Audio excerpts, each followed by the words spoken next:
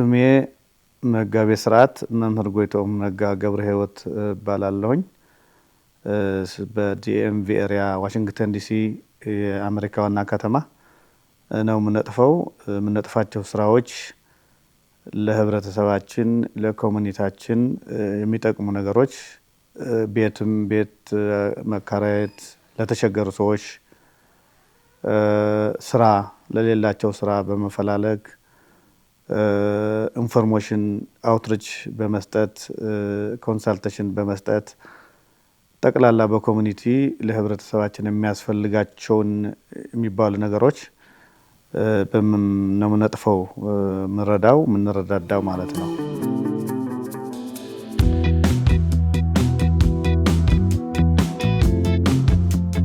አክብራችሁ ስለጠራችሁኝ አመሰግናለሁ። ረስቻት ነበረች ርዕስ። አዎ ስራው እኔም አጋጣሚ ሄድኩት በዩኤን ነውና ሄድኩት።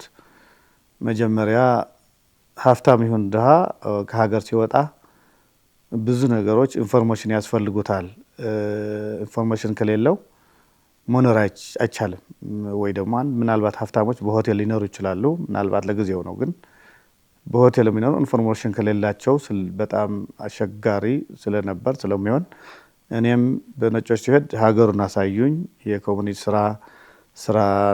ሰራተኛና ሰሪ እንዴት እንደሚሰራ ቤት እንደሚኖር መጀመሪያ ቤት ተከራይቶ ሲያሳዩኝ ሀገሩን በሙሉ በዛ አጋጣሚ ክላሶችን ወሰድኳቸው እነሱ ነጮችን አስተማሩኝ እና ከዛ ወደ ኮሙኒቲያችን ወደ ማህበረሰባችን ወደ ኢትዮጵያውያን ወደ ኤርትራውያን ወደ ሌላ ዓለም አፍሪካውያን ሌላም ሁሉ ሰው ስቀላቀል ሁሉ ሰው ያ ነገር እንደሚያስፈልገው ተረዳሁኝና እሱ ላይ አትኩሬ መስራት ጀመርኩኝ።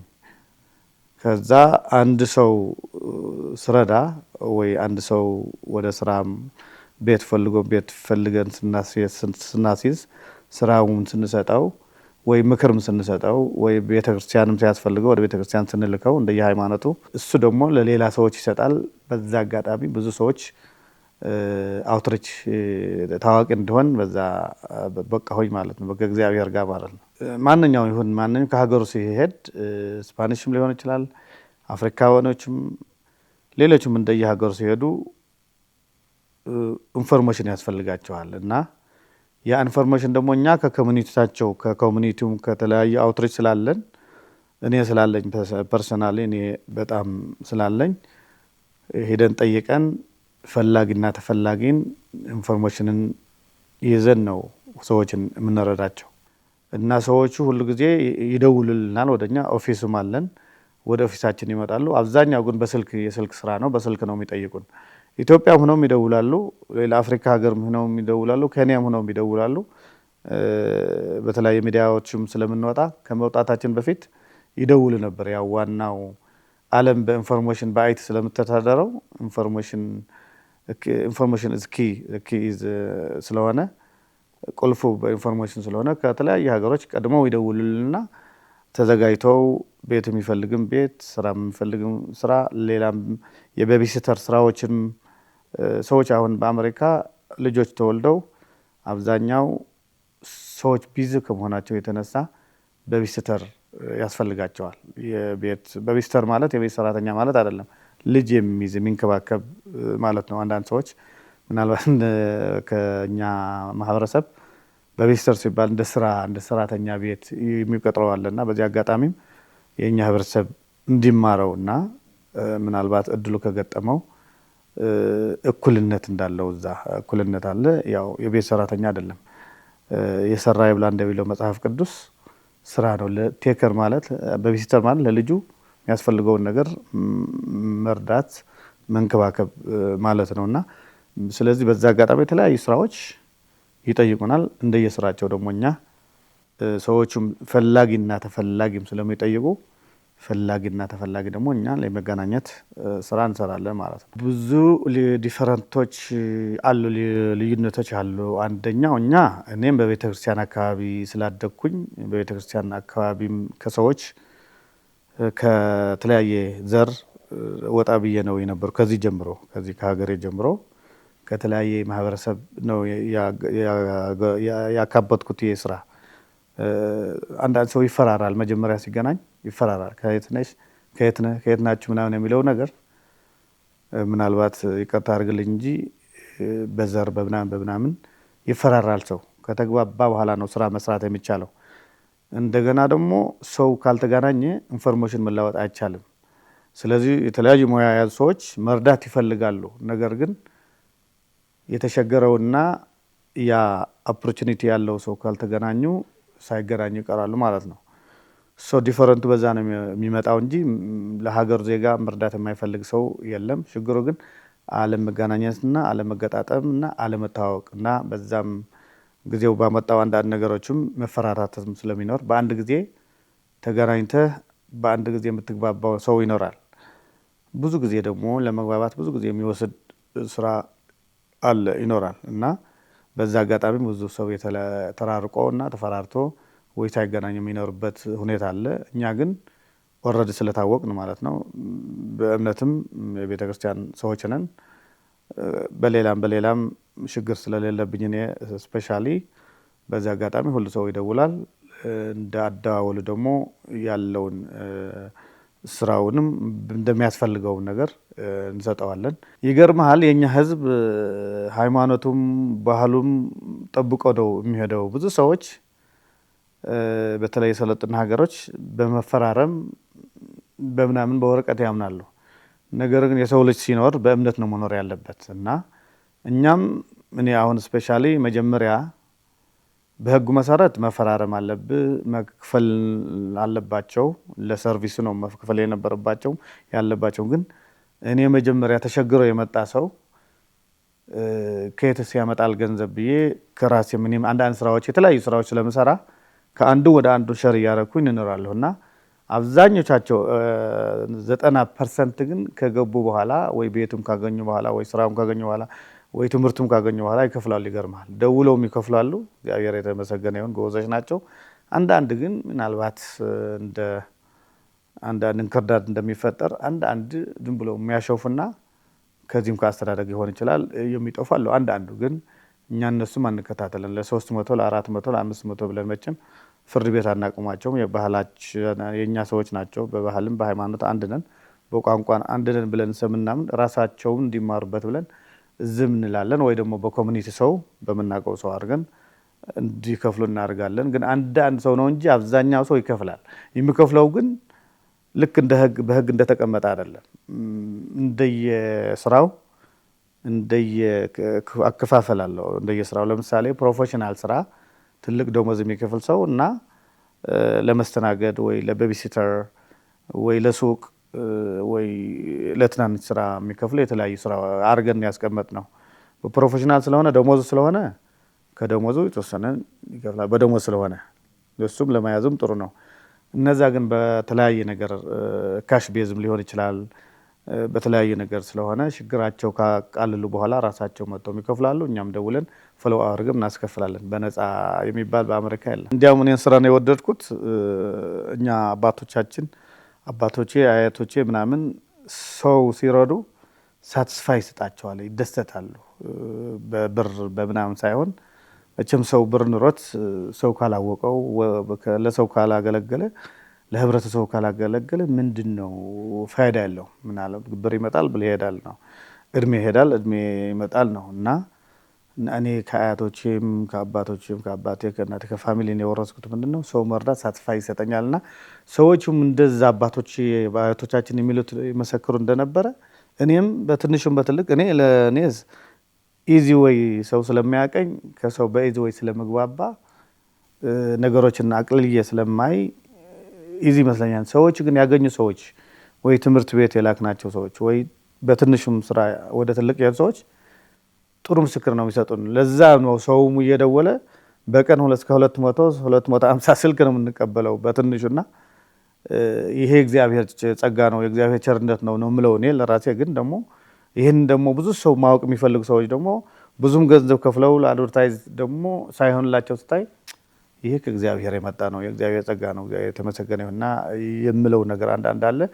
ግን ብዙ ሰዎች ይመሰክራሉ። ከዓለም አቀፍ ነው የሚመሰክሩት። እኔ አሁን መነሻዬን እንደነገርኩ በቤተክርስቲያን በኦርቶዶክስ ተዋህዶ ቤተክርስቲያን ስለሆነ ኦርቶዶክስ ማለት ደግሞ ትልቅ ሀገር ስለሆነች የፍቅር፣ የሰላም፣ የእምነት ቤዝ ስለሆነች የወሰድኩት ምንጩ ከዛ ነው የወሰድኩት ምንጩና አሁን እንደምትጠይቀኝ ዋናው ማንም ይሁን ማንም እምነት ሊኖረው ይገባል። ለሚሰራው፣ ለሚጠይቀው፣ ለሚያደርገው ነገር ከተነስቶ እስከሚደርስ ድረስ እምነት ሊኖረን ይገባል። ሁላችን ያው የእምነት ባለቤት እግዚአብሔር ቢሆንም እኛም ለምንሰራው እንቅስቃሴያቶችን በሙሉ እምነት ከሌለን እንደነ ይሁዳ ወይ እንደ አንዳንድ ነገሮች እንወድቃለን፣ ወዳቃች ነው። ስለዚህ አሁን ዘር ለገበሬ ነው የምለው።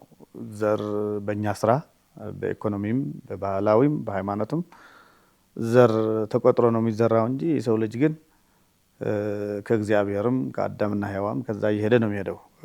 ስለዚህ ያ አንድነቱን ያ ቋንቋ እስከቻልከው ድረስ ቋንቋ መግባቢያ ብዬ ነው የምወስደው። ለእኔ አይደነ ለሌሎች ቋንቋ መለያየት ሊሆን አይገባም ብዬ ነው ማስተምረውም ምሰራበትም ያለው። ስለዚህ እኔ የቻልኩትን ቋንቋዎች ይዤ በቻልኩትን ቋንቋዎች ሰዎችን ባገለግል እኔም በዛ አጋጣሚ እየተገለገልኩ ስለምገለገል ለኮሙኒቲውም ለአንድነቱም በዛ እየሄድን ነው እየሰራን ያለ ነው። ብዙ ሰውም ደግሞ ተጠቃሚ ይሆናል።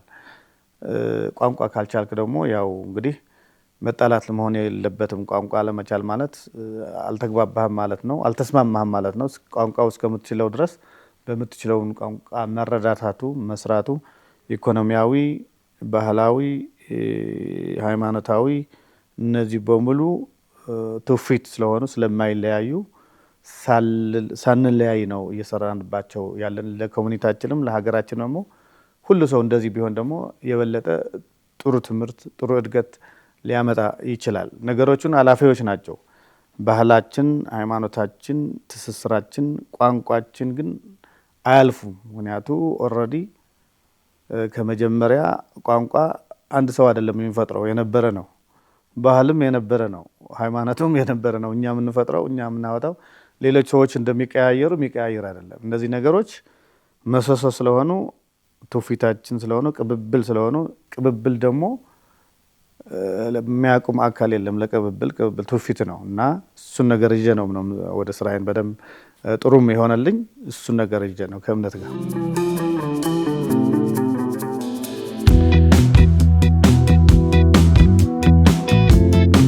መጀመሪያ ቤት ገዝቶ ለማያውቅ ሰው በየስቴቱ የራሱ የሆነ የፈርስት ባየር የሚለው ስርዓቶች እና ህጎች አሉ። 30%፣ 25%፣ 20%፣ 40% መንግስት እዛ ያለ ክልል ወይ ስቴት ያግዛል፣ ፈርስት ባየር ለሆነ ሰው ማለት ነው።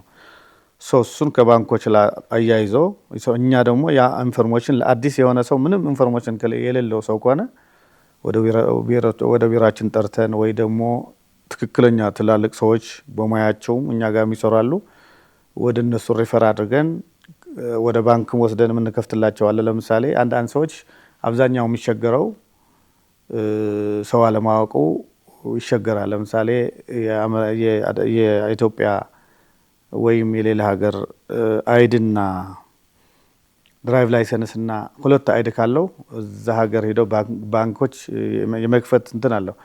ይሄ ስርዓት የህግ የማያውቁ ብዙዎች የሚቸገሩ ሰዎች አሉ። ስለዚህ በሁለቱ አይዶች ባንክ ከከፈቱ የተወሰነ ገንዘብ አስገብተው ባላቸው ገንዘብ በዛች በ20 ወይ በ30% አድርገው የመግዛት እቅዶች፣ ፕሮግራሞች፣ ጥሩ ፕሮግራሞች አሉ። እሱም እናግዛለን እንሰራለንም ማለት ነውና አብዛኛው ሰው ያወቀ ቀጥታ ይመጣል፣ ያላወቀ ግን እንዲያውቅ ነው ይሄን ኢንተርቪው እያደረግን ያለ ነው። እና ጥሩ ፕሮግራሞች ናቸው፣ ጥሩ ፕሮሞሽኖች ናቸው፣ ጥሩ አድቨርታይዞች ናቸው። የራስ የመሰለ ነገር ስለሌለ ሂደው ገዝተው የገቡ ሰዎችም አሉ። ወደ ሲስተም መግባት ደግሞ ትልቅ ነገር ነው። አሁን ወደ ውጭ ሀገር ወደ አሜሪካ ይሁን ወደ ሌላ ሀገር የመሄድ አባዜ ብዙ ሰዎች አያለሁኝ። የተለያየ ኢንፎርሜሽን አለ። ምንድነው ውጭ ሀገር ወርቅ የሚለቀም ወይ ብር የሚታፈስ የሚመስላቸው ሰዎች ብዙዎች ናቸው። አሁን እንዲህ ብዬ ስናገር አይ እሱ አሜሪካ ስለሆነ እኮ ነው፣ እሱ ጥሩ ላይ ስለሆነ ነው ሊሉ ይችላሉ፣ ለማያምኑ ይችላሉ። ያው ቅድም እንዳነሳ ነው እምነት ከሌለው አንድ ሰው ምንም ማድረጋቸው። ነገር ግን በሀገራችን በጣም በርትተን ብንሰራ እና ግን ለውጭ የሚያስፈልጉን መንገዶች ከተስተካከለልን መሄዱ አይተን መምጣቱ ጥሩ ነው። ነገር ግን ብዙ ሰዎች በሀገራቸው ያለው ትካላት፣ በሀገራቸው ያለው ገንዘብ፣ በሀገራቸው ያለው ብዙ ነገር እየሸጡ ወይ እንትን ብለው በተለያየ ነገር መንገዶችን እየሞቱም እየተሳቃዩም እየተቸገሩም ነው የማየው። እኔ በተለይ ከስራ የተያያዘ ስለሆነ ብዙ ሰዎች ወደዛ ሲመጡ አንደኛ ቋንቋ ከማይችሉ ከሆነ በተለይ በእኛ ያለንበት ዲኤምቪ ኤሪያ እንኳን ብዙ ሀበሻ ስላለ ብዙ ትግርኛ ተናጋሪ፣ አማርኛ ተናጋሪ፣ ኦሮሞኛ ተናጋሪ፣ ወራጌኛ ተናጋሪ የተለያየ ብሔር ብሔረሰቦች የበዛበት ስለሆነ ምናልባት እባካችሁ ምናምን እርዱልን የተቸገረው ነው የተቸገሩ ናቸው ብለን እንደ ባህላችን እንደ ሃይማኖታችን ለምነን የምናስቀጥራቸው ሰዎች አሉ። ነገር ግን እዚህ በጥሩ በላግጀሪ ኑሮ የሚኖር የነበረ በትልቅ ኑሮ የሚኖር የነበረና ከህብረተሰቡ ሳይግባቡ ከቤት ወጥተው የማይኖሩ የራሳቸው ስራ ብቻ ከቤት ወጥተው የማያውቁ ሰዎች እዛ ሲሄዱ በጣም ነው የሚቸገሩት። እና እኔ የማስተላልፈው ምንድነው መጀመሪያ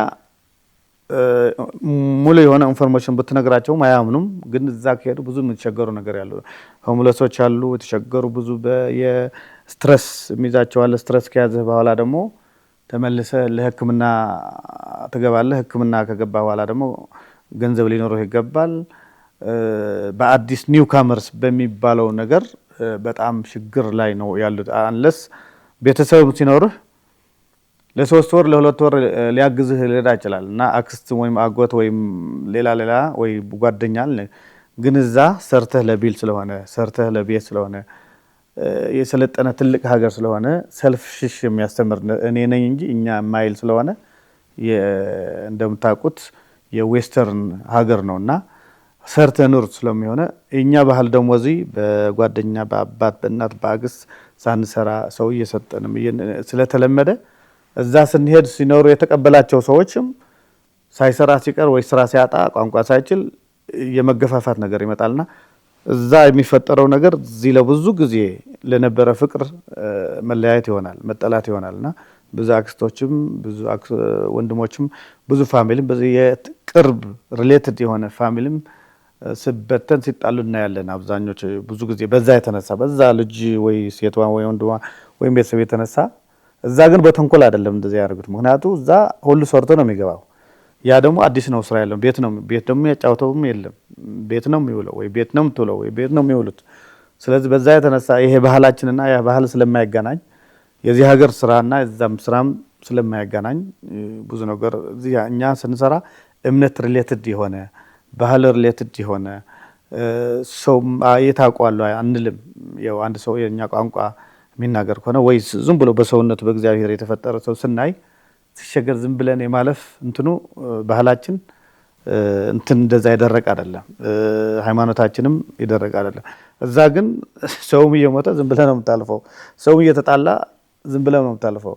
ስለዚህ ያ ባህልና የሃይማኖት የተለያየ ስለሆነ በዛ አዲስ ኒው ካመር ብዙ ሲቸገሩ እናያለን። እኔ እንደ ምክርም እንደ መልእክትም መስተላልፈው ማንኛውም ሰው እያለው እንኳን የሌለውም ጠይቆ የመርዳት ግዴታ መሆን አለበት። ምክንያቱ እንደ ቅድም እንዳልነው ሰው የመረዳጃና መርዳት ግዴታ የሆነበት ነገር አለና ትላልቅ ኮሚኒቲዎቹ ግን በሲስተሙ በገንዘብ ከመንግስት ፈንድ ስለሚያገኙ 3513 ወይ ድማ ናን ፕሮፊት የሚባሉ ትካሎች ስለሆኑ እነሱ የሚያገኙትን ፈንድ ከመንግስት ነው። በዛ ባጀት ነው የሚንቀሳቀሱት። እዛ ያለ ሰው ደግሞ ሌጋሊቲ የጠበቀ ወይ ግሪን ካርድ ያለው ወይ ሲቲዝን ወይ ምናምን መሆን ያለበት ሰው ነው የሚረዳው። በዛ ይረዳል። የኛ ግን እንደምልህ ወረቀት ይኖረው አይኖረው ይኖራቸው ብቻ ተሸግረናል ኢንፎርሜሽን እንፈልጋለን ያሉን ሰዎች ነው የምንረዳው። ለነገሩ እኔ ራሴ አፕሊኬሽን ነኝ ብዬ ነው የምቆጥረው። እኔ ራሴ አድቨርታይዝ ነኝ። ራሴ መጋቤ ስርዓት መምህር ጎይቶም ነጋ በዲኤምቪም በማንም አሜሪካም በአውሮፓም በምናምን እኔን የማያውቅ ነገር የለም።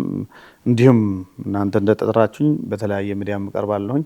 ነገር ግን እሱ ሳይሆን ኦፊሳችን 7835 ኢስተርን አቨኒው ሲልቨር ስፕሪንግ ሜሪላንድ አካባቢ ነው ያለው። ግን በቨርጂኒያም በዲሲም በሜሪላንድ እየተንቀሳቀስኩ ነው የምሰራው። ስልክ ደግሞ 202 560 2855 240 278 8989 ሌሎችም ስልክ ቁጥሮች አሉ። ብዙ ስታፍ አለን። በስታፋችን በዛ ነው የምንገኘው። ነገር ግን ብዙ ሰው ነው የሚደውለው። ከዚህ ጀምሮ የሚደውሉ ሰዎች አሉ። ሳይመጡ እንደዚህ ፈልገን የሚላሉ። በየእንትኑ ደግሞ አለ፣ ፌስቡክም አለ፣ ቴሌግራም አለ፣ ቲክቶክም አለን። በዛ የታወቀ ነው። በዛ አጋጣሚ ደግሞ ሌላ መጀመር ነው ነገር አለ። ትኬትም ለሰዎች ትራቭል ለሚያደርጉ ትኬትም ጀምረናል። የሐዋላም የተቸገሩ ሰዎች እዚህም ሆነው እዛ የተቸገሩ እዛም ደግሞ ሆነው የተቸገሩ ሰዎች የሐዋላም ስራ ኢትራኢ ኤልኤልሲ ማኒ ትራንስፈር የሚባል ሐዋላም አለን። ይህን የጀመርነው ከማህበረሰቡ ችግር እያየን አዲስ ለህብረተሰባችን የሚያስፈልገውን ነገር ከሰውን እያነበብን የጀመርናቸው አገልግሎቶች ወይ ደግሞ ሰርቪሶች ናቸው። አክብራችሁ ስለጠራችሁኝ በጣም አመሰግናለሁ። ስለዚህ ይህን መልእክት መቼም በዓለም ያለው ማህበረሰባችን በየሄደበት ቦታ በዚህ ቋንቋ የሚናገር በተለያየ ቋንቋ የሚናገር ብዙ ቋንቋ ነው የምንናገረው። ወደ 6 ቋንቋ አካባቢ ነው የምንናገረው። ይህን ሰርቪስ እንዲጠቀምና እናንተም እዚህም እየመጣ እንደዚህ አይነት ሰርቪስ አግኝቶ ለአገልግሎቱ እንዲያሰፋና ሰዎች እንድንረዳ ብናደርግ እግዚአብሔር ቢረዳን እንላለሁኝ። አመሰግናለሁ።